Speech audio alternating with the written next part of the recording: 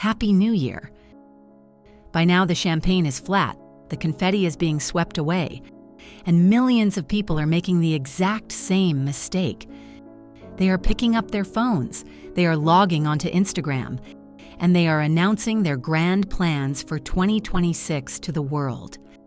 I am going to lose 20 pounds. I am going to launch my business. I am going to find a husband. They hit post. They get 20 likes. They get 3 comments saying, "You go, girl." And in that exact moment, they have already failed. Welcome to the first day of your new life. If you watched my last dossier, you know that we entered this year in solitude. We refused to perform for the crowd. Today, we take the next step. Today, I am going to teach you the most critical strategy for high-value women. It is a concept known in intelligence agencies as OPSEC, operational security. But in Stoicism, we simply call it the law of silence. Stop telling people your goals. Stop broadcasting your moves. Stop seeking applause for things you haven't even started yet. Because the moment you open your mouth, you kill the dream. Let's look at this biologically. Nature does not grow in the light. The seed germinates in the deep, terrifying dark of the soil. The embryo grows in the dark of the womb. A diamond forms in the crushing dark of the earth. Nothing precious is created in the spotlight. But modern society has convinced you of the opposite. You've been trained to believe that if you don't share it, it isn't real. Psychology tells us a different story. In 2009, a study by Peter Gollwitzer proved a phenomenon called social reality. Here's how it works. When you tell your friend, "I am going to run a marathon," your brain releases dopamine. It gives you a feeling of satisfaction as if you have already run the marathon. The brain is easily tricked. It mistakes the announcement for the achievement. You get the reward before you do the work. And once you have the reward, why would you suffer through the training? You lose your hunger. You become satisfied with the image of being a runner rather than the reality of running. You become a fake. And we do not tolerate fakes here. But there is a darker reason to stay silent. It isn't just about your brain. It is about them, the people around you, your friends, your family, your colleagues. We like to believe that everyone wants us to succeed. That is a naive fairy tale. The truth is, your growth is a threat to their comfort. When you announce a big ambition, "I am starting a company," or "I am leveling up my life," you are holding a mirror up to their stagnation. If you succeed, it proves that they could have succeeded too, but they were too lazy or too scared. Your success exposes their failure. So consciously or subconsciously, they will try to sabotage you.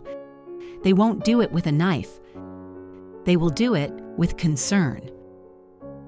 Are you sure that's a good time to start a business? Don't you think you're being unrealistic? These are not warnings. These are spells. They are casting doubt into your mind because they want you to stay in the bucket with them. This is the crab mentality. If one crab tries to crawl out of the bucket, the others will pull it back down. Silence protects you from their gravity. History's most powerful women understood this. Queen Elizabeth I, one of the greatest monarchs to ever live, had a personal motto, "Video et taceo." It means, "I see and I keep silent." She was surrounded by spies, enemies, and men who wanted to take her throne. If she had broadcast her plans, she would have been deposed in a week.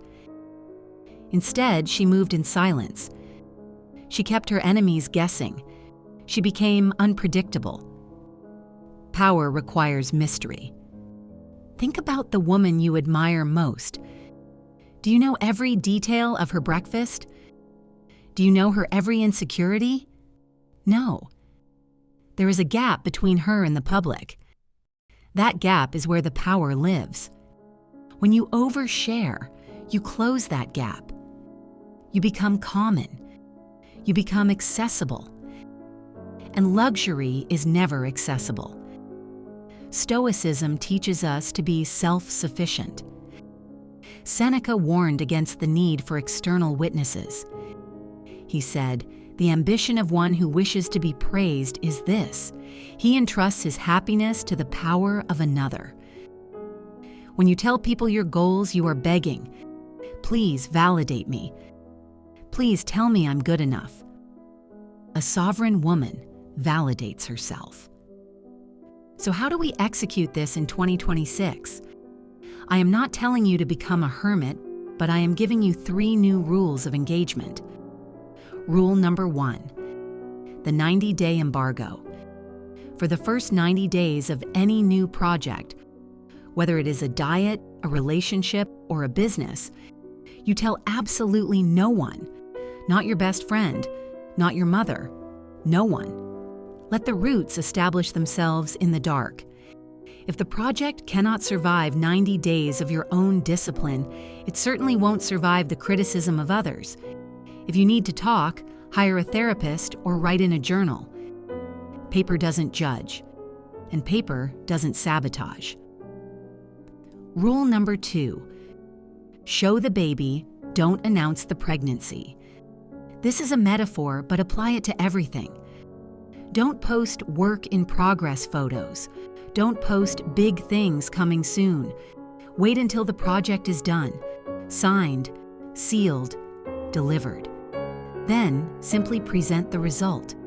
The shock value of a sudden success is far more powerful than the slow boredom of a documented journey. Be the dark horse, the one nobody saw coming until she crossed the finish line. Rule number 3, use ambiguity as a weapon. People will ask questions. What are you up to these days? You need a deflection script. Learn to smile politely and say nothing. Oh, just focusing on some personal projects. Nothing exciting. How are you? Let them underestimate you. It is better to be thought of as boring than to be known as a target. When you stop leaking your energy through your mouth, you will feel a pressure build up inside you. This is good. This is potential energy. Because you aren't talking, you have to act to get relief.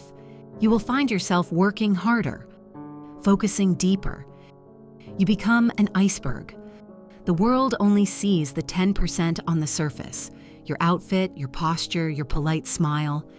But underneath the water, there is a mountain of work, discipline, and strategy that they will never see.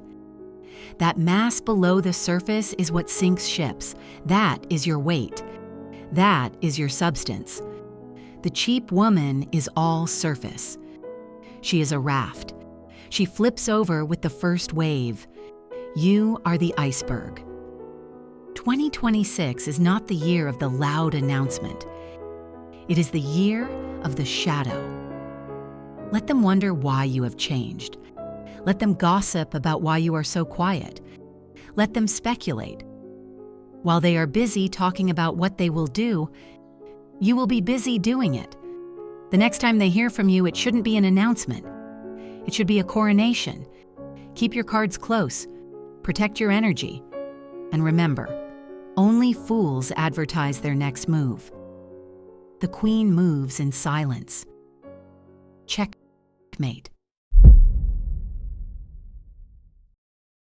If you are still listening, you are the minority. Most people left minutes ago. You stayed. That qualifies you.